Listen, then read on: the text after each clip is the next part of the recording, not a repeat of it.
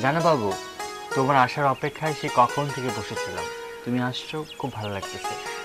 আজকে আমার তাড়াতাড়ি যেতে হবে, কারণ আব্বু আম্মুকে মিথ্যা কথা বলে আসছি। নো নো নো, আজকে তাড়াতাড়ি যেতে হবে না। কারণ হচ্ছে আজকে ওয়েদারটা অনেক সুন্দর। আজকে তুমি আর আমি অনেকক্ষণ আড্ডা দেবো। আচ্ছা, বসে বসে কি শুধু গল্প করবে, খাবে না? হ্যাঁ, কখন তো এটা খাবারগুলো দিয়ে গেল। শুরু করো।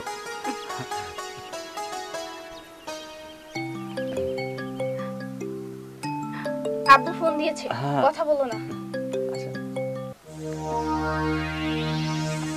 হ্যাঁ আব্বু বলো।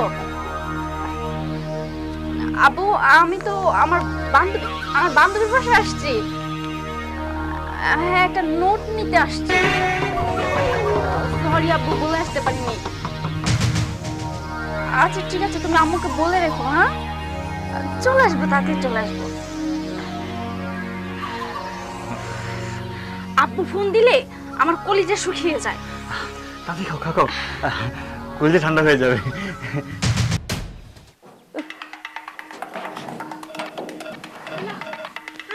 কি রে, কিসে? আরে ওই 3 নম্বর ক্যান্টিনটা আছে না, হ্যাঁ ওখানে একটা ছেলে আর একটা মেয়ে বসে সফট ড্রিঙ্ক খাচ্ছিল আর কি। আচ্ছা খাইবো তো, এটা তো খাওয়ার জায়গায়। আরে তুমি বিষয়টা বুঝতে পারতিস না, ওই ছেলেটা ওই মেয়েটার সফট ড্রিঙ্কসে আমার মনে হলো কিছু একটা মিশিয়ে দিয়েছে। কি করছ তুই, সত্যি কইতেছ? আরে হ্যাঁ খালা, তারপর ওই মেয়েটার কেমন জানি করতে করতে অজ্ঞান হয়ে গেল। এরপরে ছেলেটা মেয়েকে ধরে নিয়ে চলে যাচ্ছে। হ্যাঁ হ্যাঁ, এইটা তুই কেমন কথা কস?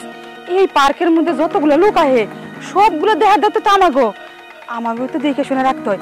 আচ্ছা তুই কোনো চিন্তা করিস না, তুই এক কাম কর, তুই যাই যেভাবে হ্যাঁ একটু আটকা, আমি ব্যবস্থা করতেছি।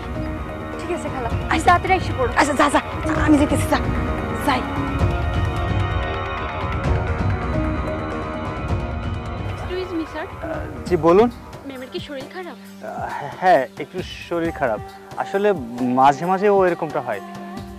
কি হয়েছে ম্যামের?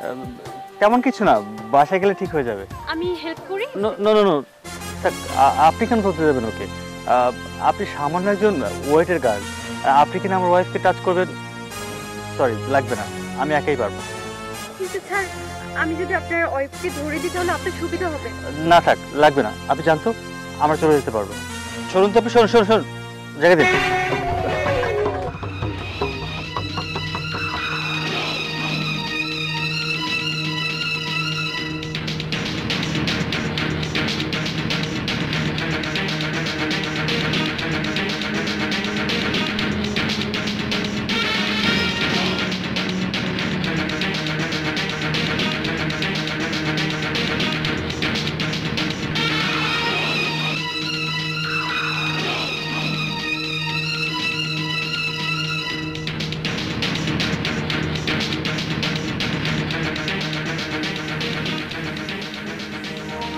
হ্যালো, হ্যাঁ, এইবার যে মালটা আনতেছি না, একদম খাসা একটা মাল।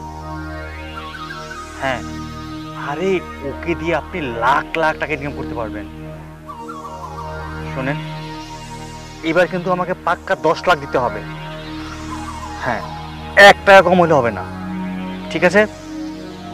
আরে জানেন না তো, পার্টি পটাইতে অনেক সময় লাগছে, অনেক কষ্ট হয়েছে, পড়তেই চায় না।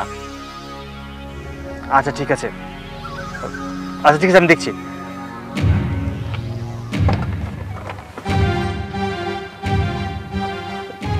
কি ব্যাপার, দরজাটা তো বন্ধ করা ছিল, খুললো কে?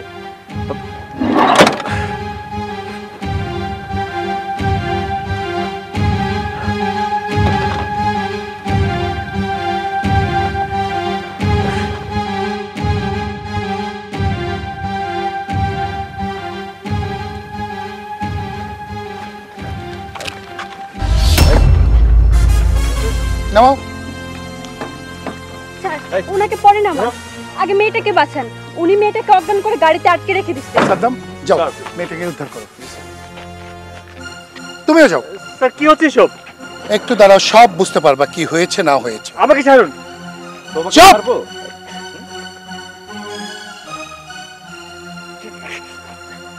শক্ত করে ধরো ওকে। দেখ কি হয়েছে। পুরো সেন্সলেস। পুরোই অজ্ঞান হয়ে গেছে। স্যার স্যার স্যার আমার ওয়াইফ স্যার অসুস্থ হয়ে পড়েছে স্যার, ওকে হসপিটাল নিতে হবে স্যার। চুপ! তোমার ওয়াইফ না, সেটা আমরা ভালো করেই জানি যে ও তোমার কে আর তুমি ওর কে। অনেক দিন থেকে তুমি এই সব করে বেড়াচ্ছ, কিন্তু প্রমাণ অভাবে তোমাকে আমরা ধরতে পারি না।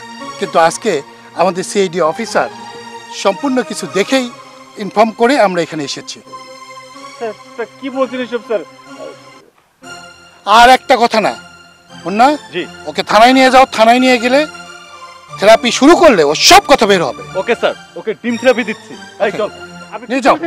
ছাড়ুন আমাকে, চল তুই, ছাড়ুন আমাকে। অফিসার, ওকে ইমিডিয়েটলি হাসপাতালে নেওয়ার ব্যবস্থা করুন, যাবতীয় ট্রিটমেন্টের ব্যবস্থা করুন, আর ওর গার্জিয়ানকে একটা ফোন করুন।